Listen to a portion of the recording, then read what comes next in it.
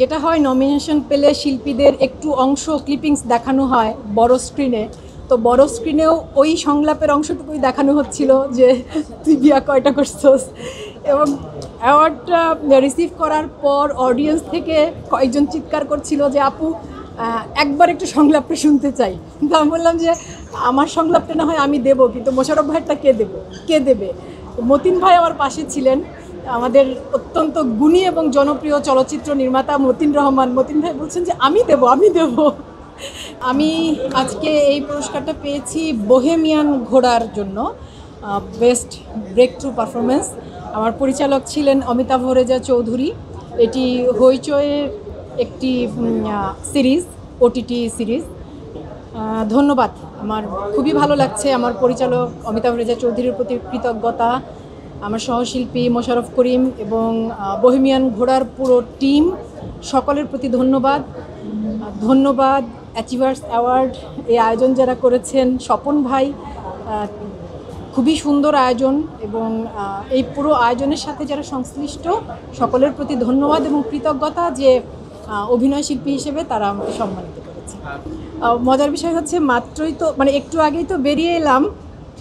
আমাদের যেটা হয় নমিনেশন পেলে শিল্পীদের একটু অংশ ক্লিপিংস দেখানো হয় বড় স্ক্রিনে।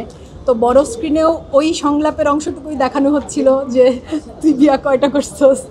এবং অ্যাওয়ার্ডটা রিসিভ করার পর অডিয়েন্স থেকে কয়েকজন চিৎকার করছিল যে আপু একবার একটু সংলাপটা শুনতে চাই। তো আমি বললাম যে আমার সংলাপটা না হয় আমি দেবো, কিন্তু মোশাররফ ভাইয়েরটা কে দেবে। মতিন ভাই আমার পাশে ছিলেন, আমাদের অত্যন্ত গুণী এবং জনপ্রিয় চলচ্চিত্র নির্মাতা মতিন রহমান। মতিন ভাই বলছেন যে আমি দেব। RICL TMX, যুগের পর যুগ স্থাপনা থাকে মজবুত। খুবই ভালো লেগেছে। আসলে হয় কি, ওই দৃশ্যটার আমরা যেদিন শুটিং করার সময় আমরা একেবারে হাসতে গড়িয়ে পড়ে যাচ্ছিলাম। মোশাররফ ভাই, আমি, খসরু ভাই, আমাদের সিনেমাটোগ্রাফার অমিতাভ ভাই। তো একটা পর্যায়ে শর্ট কাটতে হয়েছিল কারণ আমি বারবার হেসে ফেলছিলাম। তো তারপর আবার একটু মনোযোগ দিয়ে আমরা ওই দৃশ্যটা ধারণ করি, এবং এই দৃশ্যটি যে এতটা সাড়া ফেলবে, দর্শকদের এত ভালো লাগবে, এটা আসলে আমাদের ধারণার বাইরে ছিল। আমার আন্তরিক কৃতজ্ঞতা দর্শকদের প্রতি যারা বোহেমিয়ান ঘোড়ার আম্বিয়াকে এত ভালোবেসেছেন। অনেকগুলো সিনেমা মুক্তির অপেক্ষায়, আর 3টি সিনেমা মুক্তির অপেক্ষায় আছে। মাসুদ পথিকের বক, কৌশিক শঙ্কর দাসের দাফন এবং জাহিদ হোসেনের লীলামন্থন।